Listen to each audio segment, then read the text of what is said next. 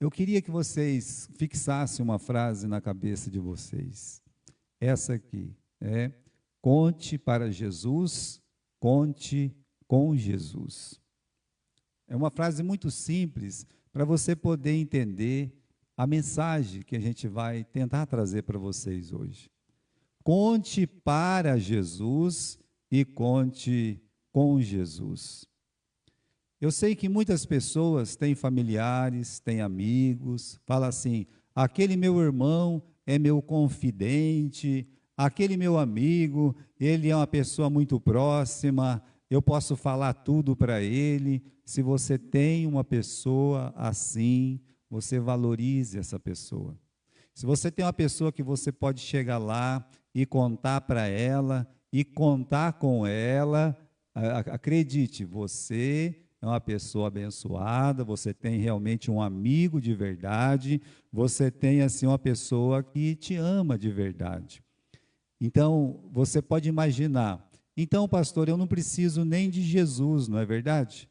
Porque eu posso contar para outra pessoa, eu não preciso contar para Jesus, e também eu não preciso nem contar com Jesus. O senhor está dizendo que tem pessoas que eu posso contar para ela e posso contar com ela. De fato, existe muitas pessoas que você pode contar para e pode contar com.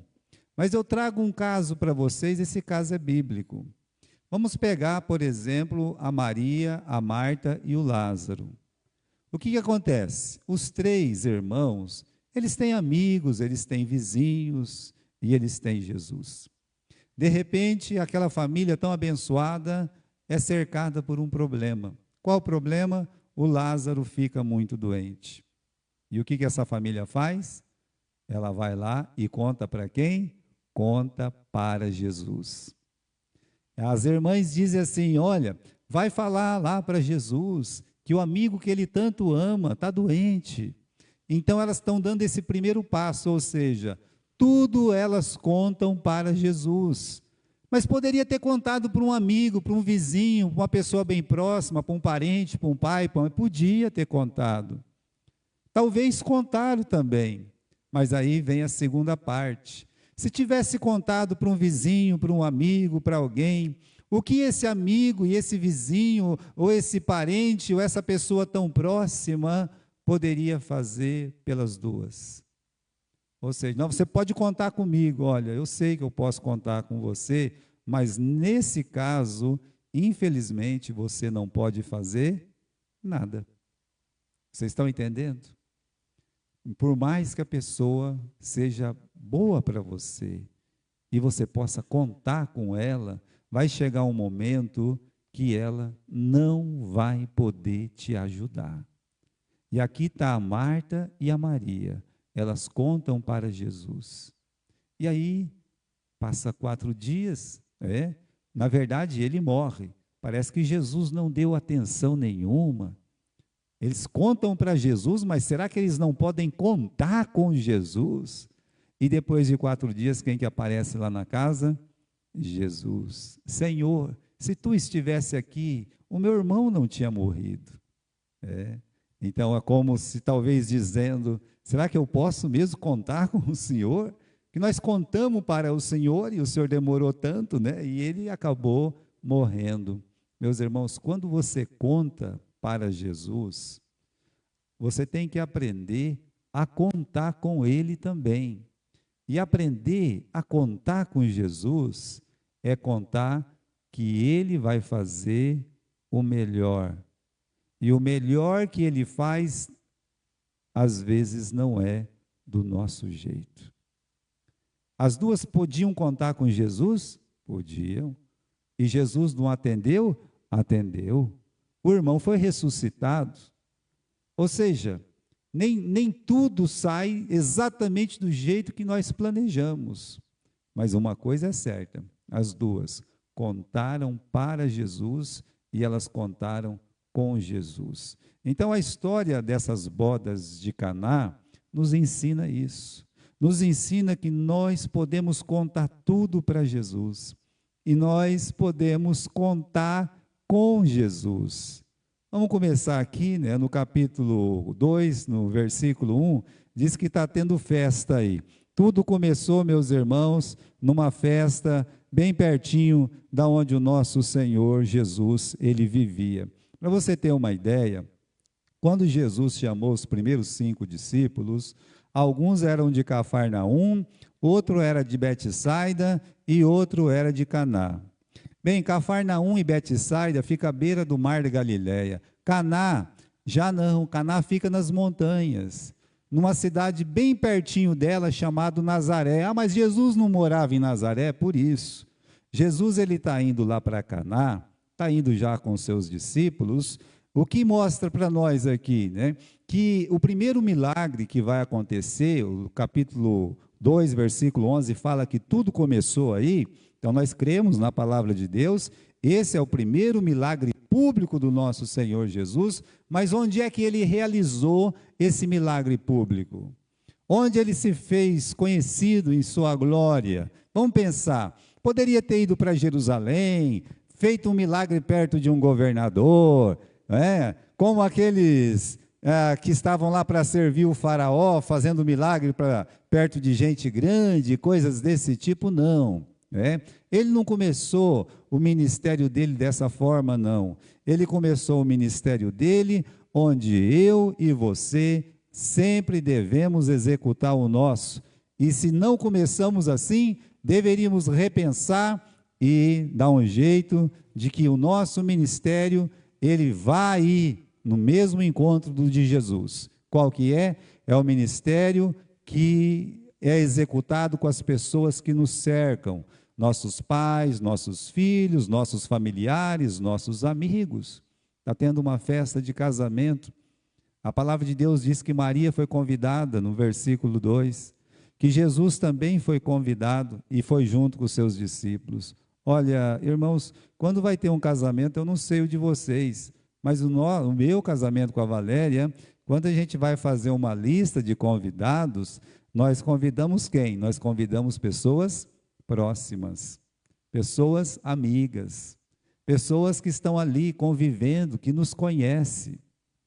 Às vezes eu fico assim triste em casamentos mesmo, porque pessoas que estão sempre junto com aquela pessoa, com aquele casal, por motivos financeiros acaba não sendo convidado. E aquele parente que nunca vai vir e nunca veio, mas ele vai acabar sendo convidado porque é um parente, né? Olha que coisa estranha. E as pessoas amigas acabam ficando de fora.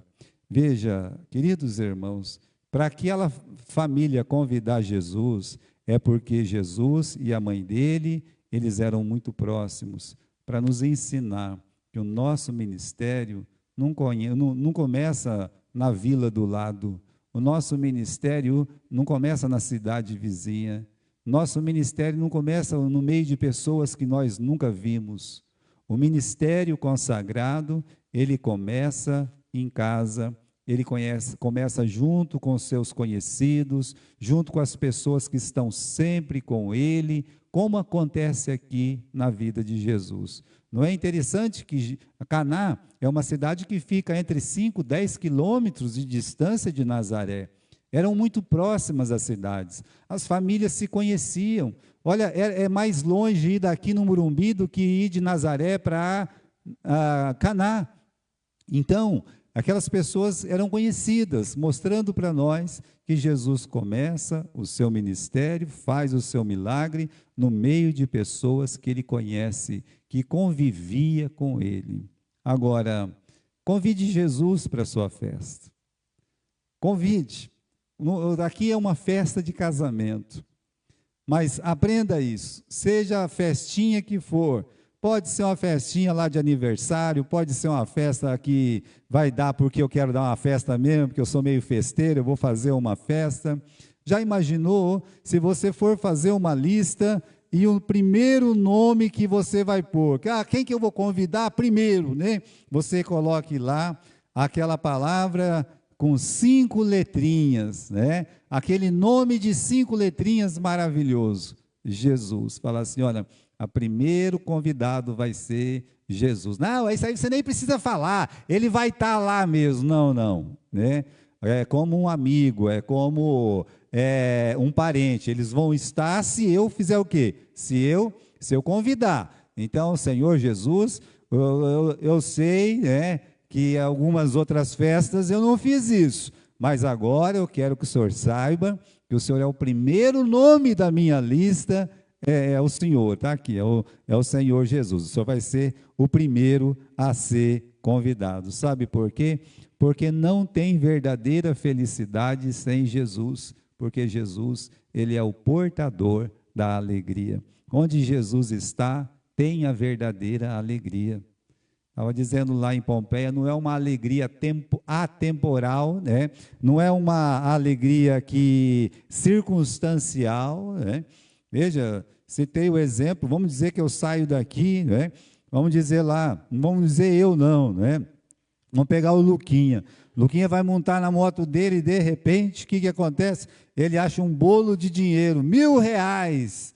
Achou, vai ficar tão feliz, né? Quem que não fica feliz quando acha? Você acha R$ 10, você fica feliz? Que dirá 1.000, né? Aí ele vai lá todo contente, todo feliz e todo alegre para a casa dele lá, né? E aí, quando ele está chegando, a moto faz assim, quebra.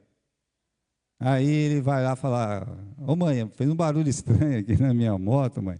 Vamos levar na oficina, meu filho, né? Chega lá, o homem fala, R$ 2.000 para arrumar. Quanto tempo durou a alegria dele com o dinheiro que ele achou?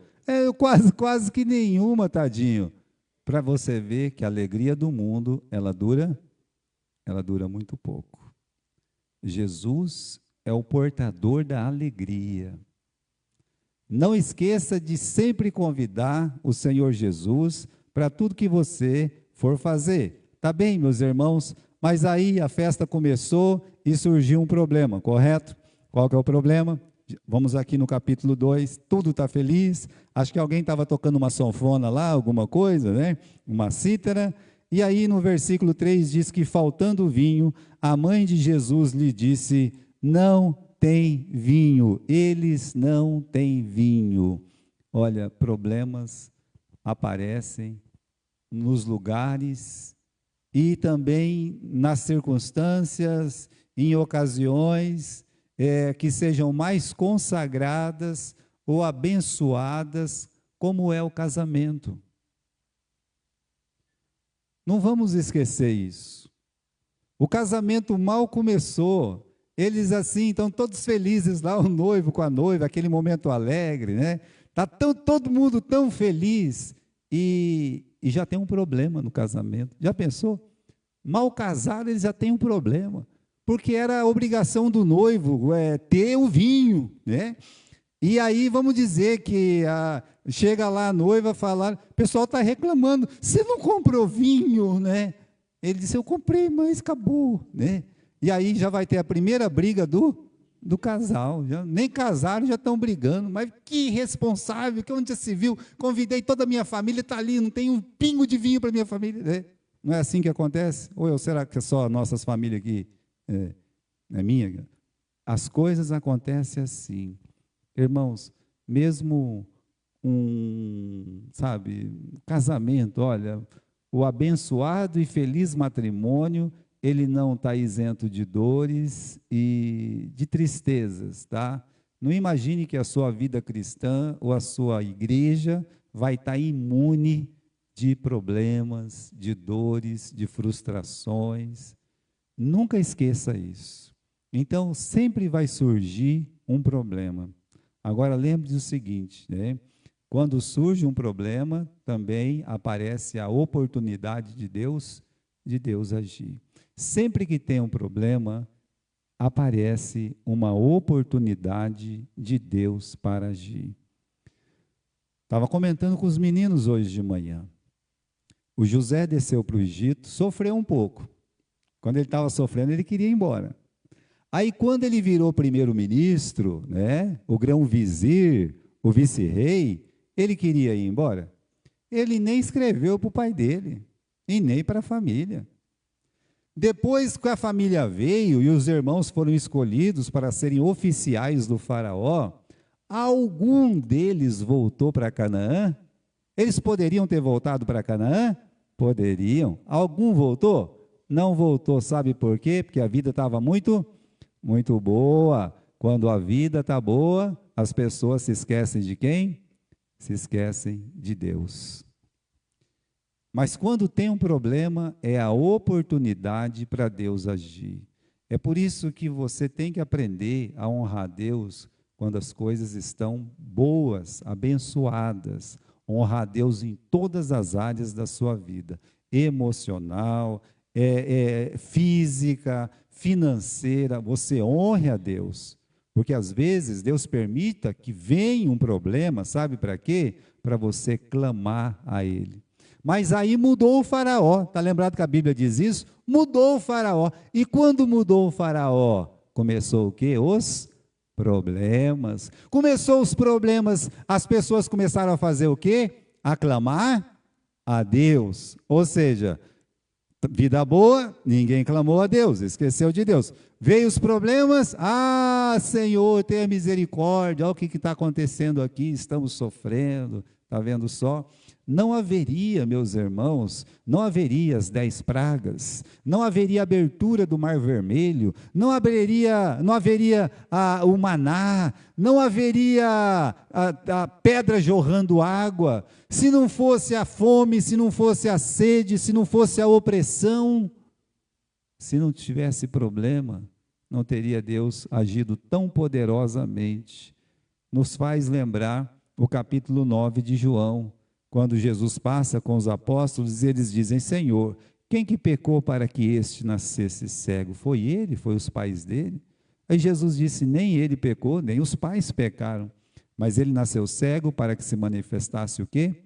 A glória de Deus. Acredite, meus irmãos, quando tem um problema, é a oportunidade de Deus agir poderosamente na nossa vida. Por isso, quando as coisas estão boas, honre a Deus, para que esse momento não precise chegar na sua vida. Conte, meus irmãos, os seus problemas para Jesus. Aí começa. Veio o problema? Veio. Capítulo 2, versículo 3, a mãe de Jesus chega lá e fala para Jesus: eles não têm vinho. Ela conta para Jesus. E aqui, irmãos, para quem nós vamos contar os nossos problemas? Eu já expliquei para vocês, não é?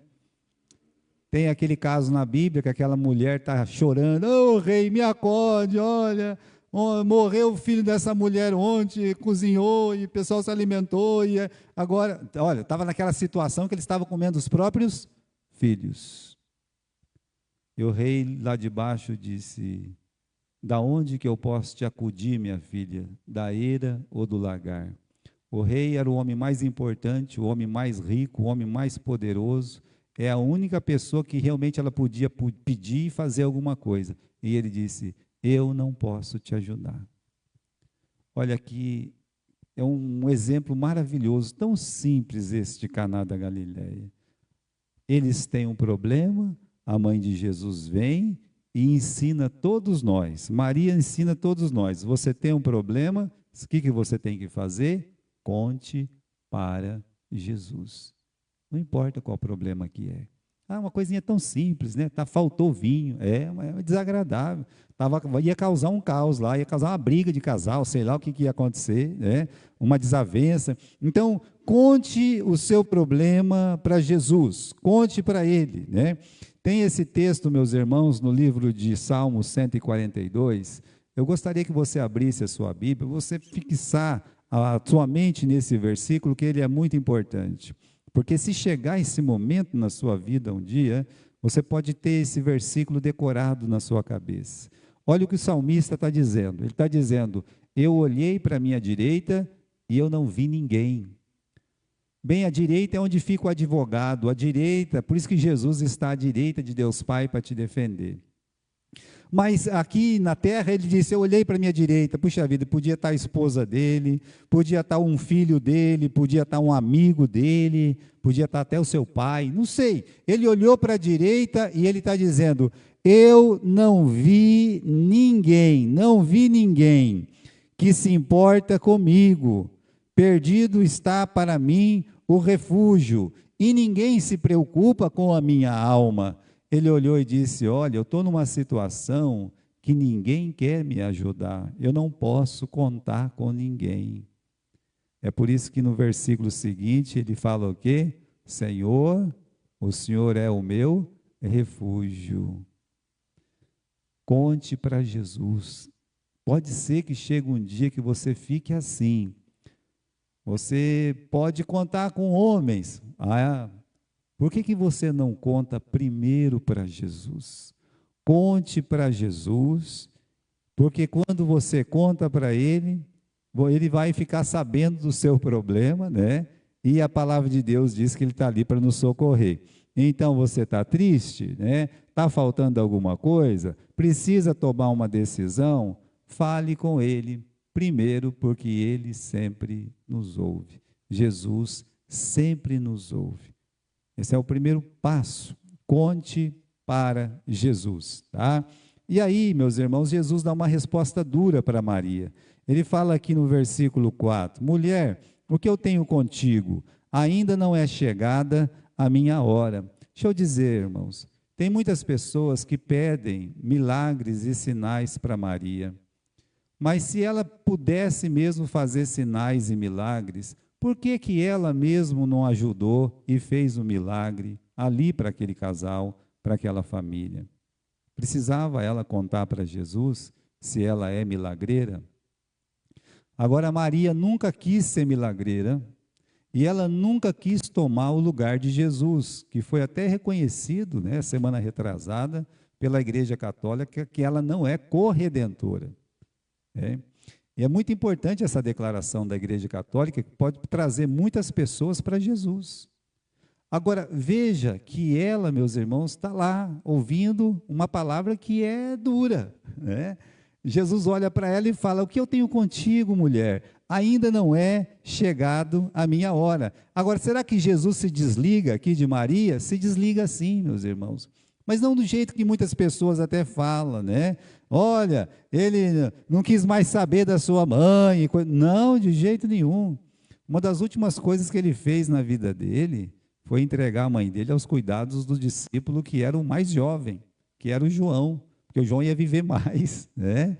Então ele entregou: João, aí está o seu filho, tá? A sua mãe, né? Mãe, aí está o seu filho, tá? Então você perceba esse amor. Então não foi um desligamento, meus irmãos, assim, de sentimentos e horrores, não, mas foi um desligamento. Veja só, quando Jesus fala isso, é uma palavra um pouco usada no Velho Testamento, quando eles queriam se afastar um do outro por algum motivo. Por exemplo, as 10 tribos se afastam da tribo de Davi. O que eles falam? Que temos nós com a tribo de Davi, né? Com a casa de Davi, ou seja, eles estão querendo se separar. Aqui não é uma separação de Jesus nunca mais vai ver Maria, Maria nunca mais vai ver Jesus. Não, não é isso que está acontecendo.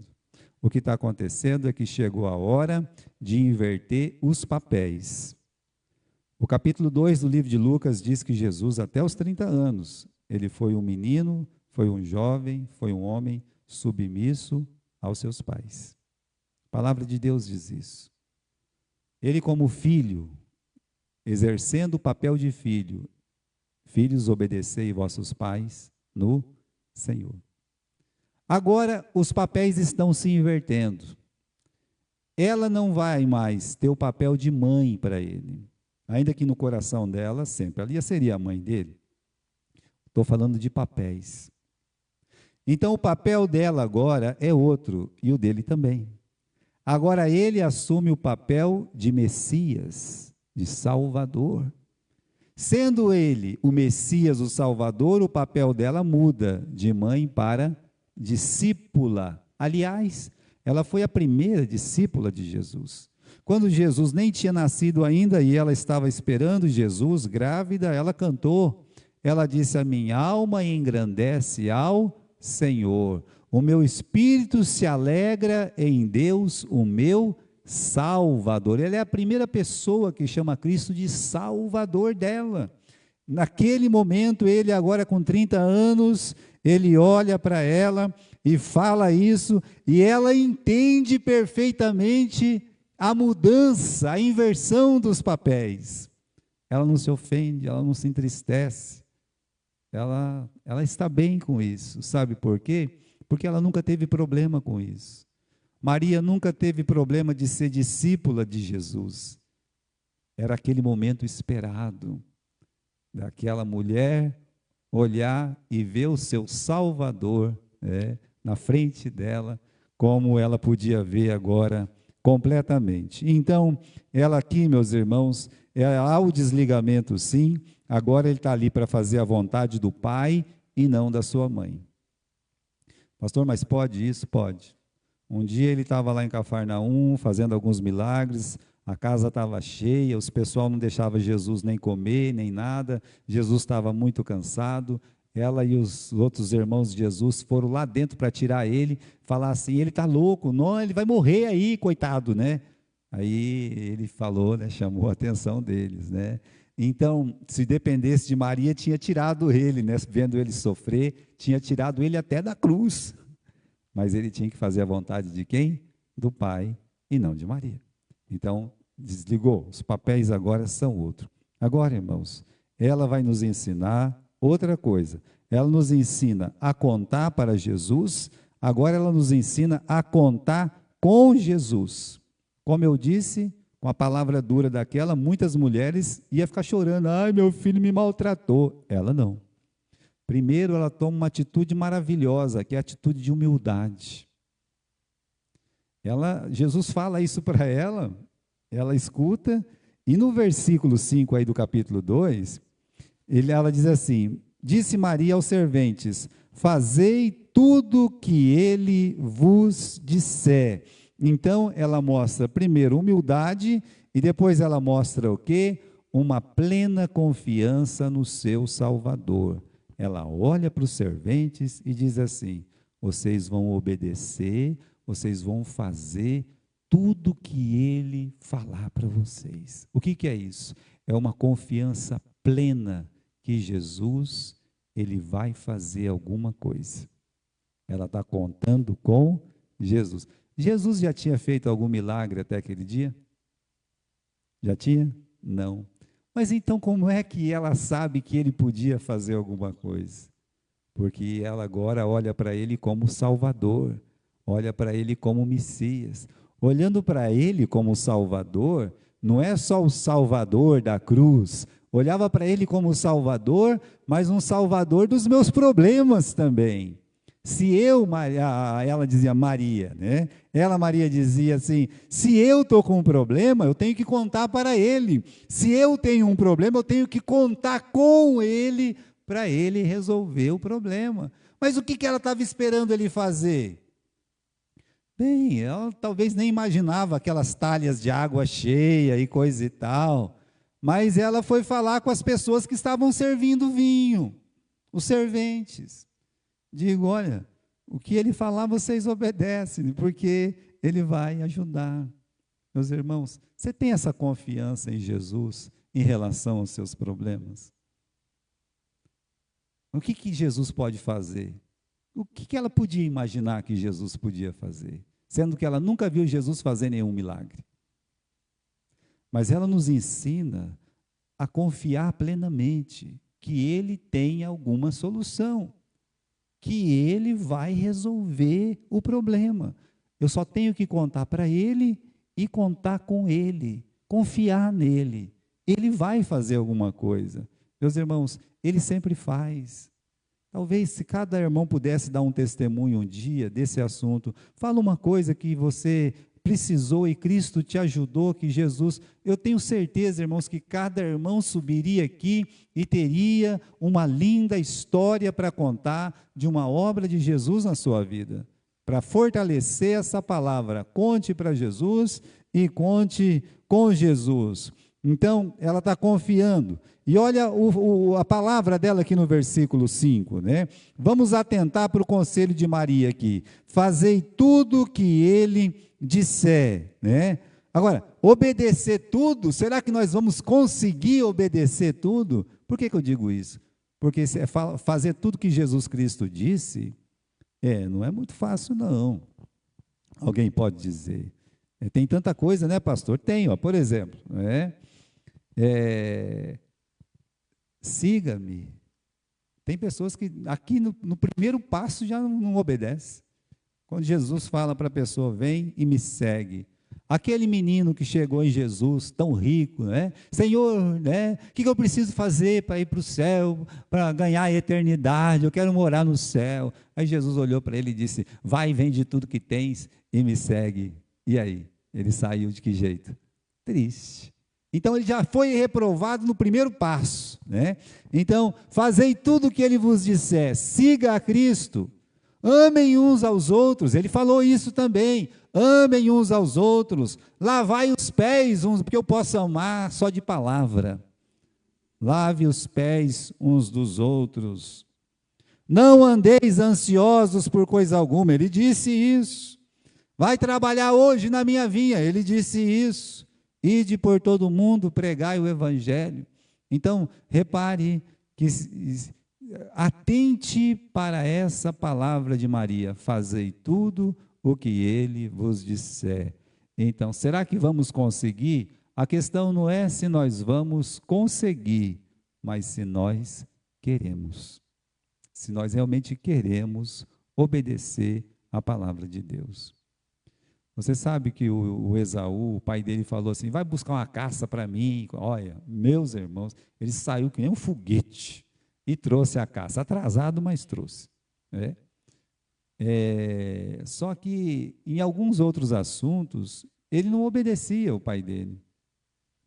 A palavra de Deus diz que ele casou com duas moças lá, terrível, que foi o quê? Olha como é que o Velho Testamento fala. Foi grande amargura para os seus pais. Então, irmãos, veja, ele estava pronto para obedecer numa parte, mas estava desobedecendo em outra parte.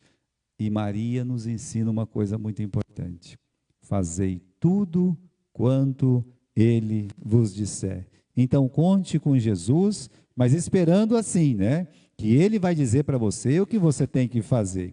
Continuando aqui, né, sobre o primeiro dos milagres de Jesus, que ele fez. Você pode, né, pular aí essa questão do primeiro dos milagres de Jesus. Olha, vamos dar uma olhadinha no milagre. Versículo 7. Disse Jesus, enchei de água essas talhas, e encheram até em cima. E disse, tirai agora e levai ao mestre-sala. E levaram. E logo o mestre-sala provou a água feita em vinho, não sabendo de onde viera, se bem que sabia os serventes que tinham tirado a água, e chamou o mestre-sala, o esposo, e disse, todo homem põe primeiro o vinho bom, e quando eles já estão bêbados, ou beberam bem, né, então o inferior, mas tu guardaste até agora o bom vinho. Então, o primeiro dos milagres do nosso Senhor Jesus. Este foi o primeiro milagre. E como foi o primeiro milagre? Será que ele ficou avisando todo mundo? Venha para cá que eu vou fazer o primeiro milagre. Olha, pessoal, olha que vai acontecer um milagre. Vem aqui nessa igreja que essa igreja tem milagre. Esse pastor é poderoso, ele tem milagre. É assim?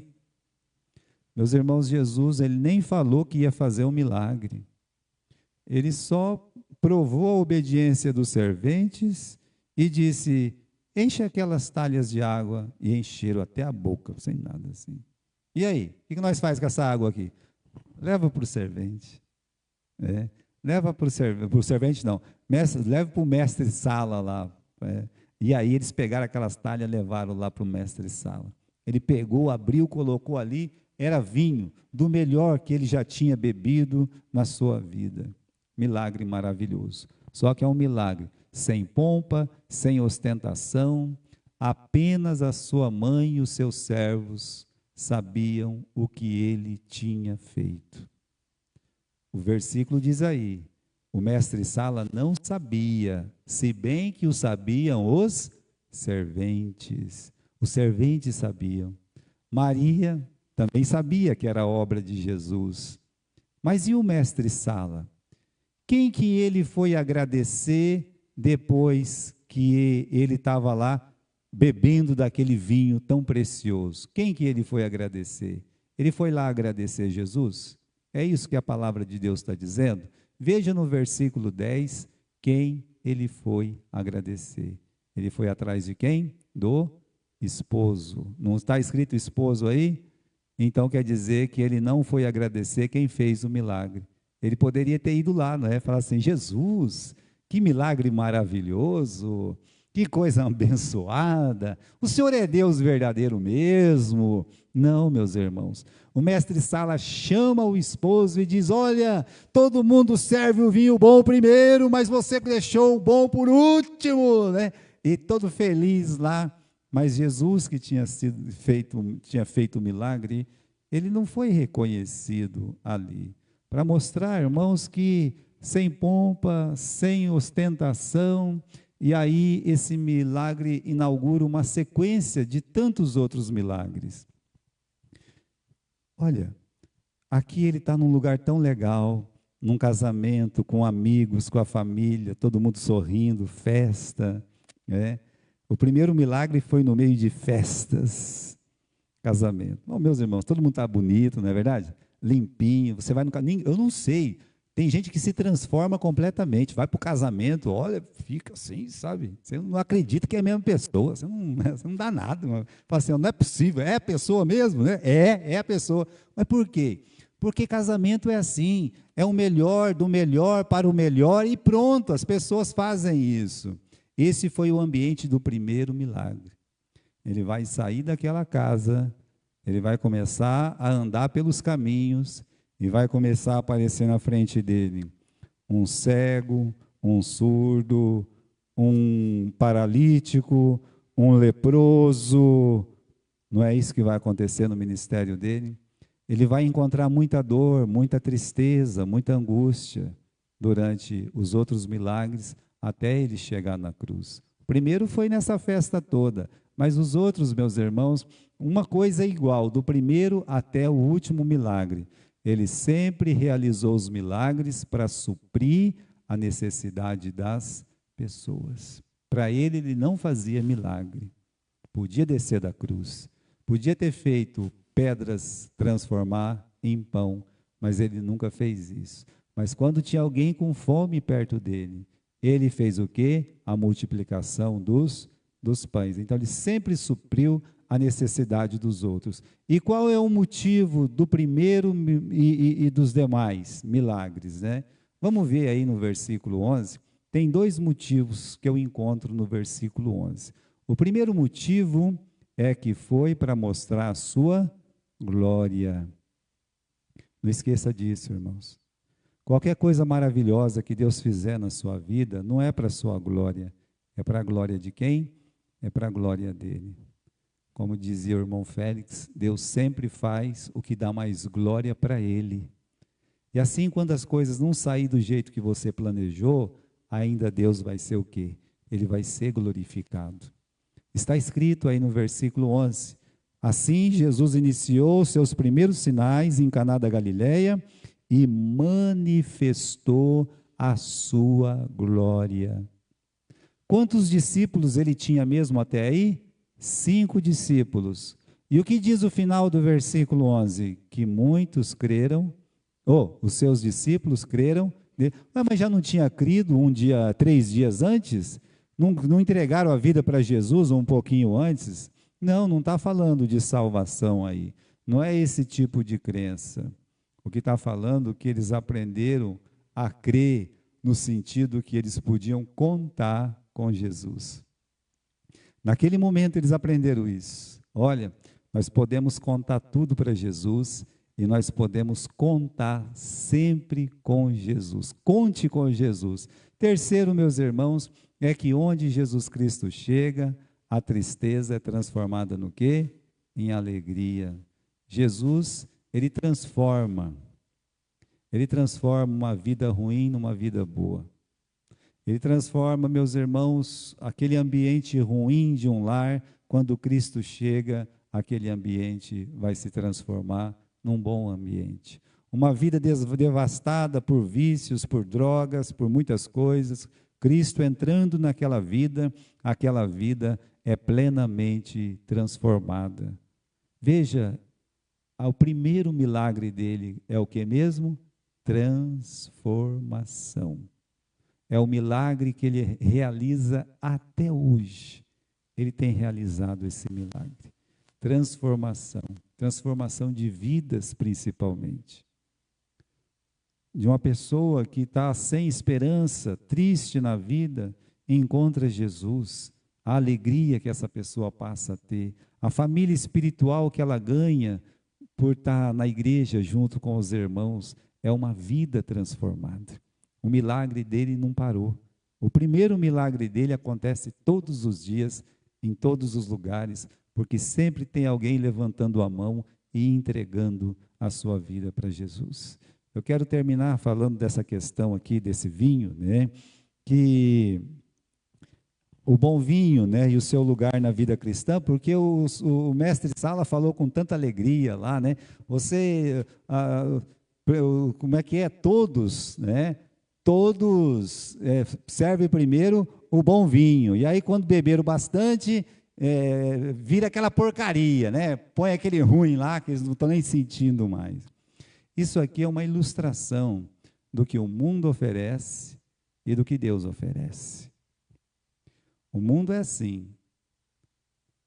E você que é um crente, e você, principalmente você que é jovem, o mundo nunca vai apresentar as coisas ruins. Vai apresentar o quê? As coisas boas, o bom primeiro. Vai te iludir como iludiu a Eva. Vai te enganar como já enganou a tantos neste mundo. O mundo apresenta primeiro a ilusão para você e até você beber bastante. Depois, quando você menos imagina, você está lá jogado no chão, bebendo porcaria ou comendo porcaria.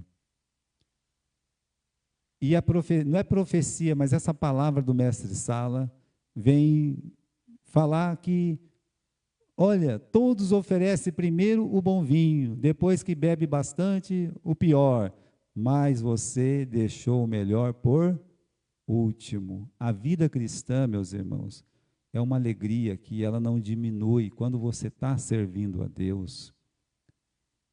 A não ser que a pessoa entregou a vida para Jesus e ela vive de qualquer jeito, sabe? Mas uma vida em Cristo, ela vai cada vez ficando melhor. Como Paulo disse, olha, ele estava no final da vida dele. Ele disse, para mim o viver é o quê? É Cristo. E se ele morresse? Seria um grande ganho, ou seja, Jesus, ele sempre tem o melhor guardado para nós no final. O céu está preparado para nós, mas até que ele chega, a carreira cristã não é um descenso, é um ascenso. É uma ascensão, seja na paz, seja na alegria, seja, meus irmãos, com a família, seja na própria igreja, quando você serve a Deus de verdade. Porque tem muitas pessoas que brincam de servir a Deus. Essa é a palavra, né? Que Deus possa estar abençoando a vida de vocês. Então, eu acho que hoje a gente pode dizer, né, olhando para essa história, que podemos contar tudo para Jesus e contar com Jesus, porque Ele vai fazer da forma que Ele sabe. E Ele faz sempre o melhor para nós. Muito bom.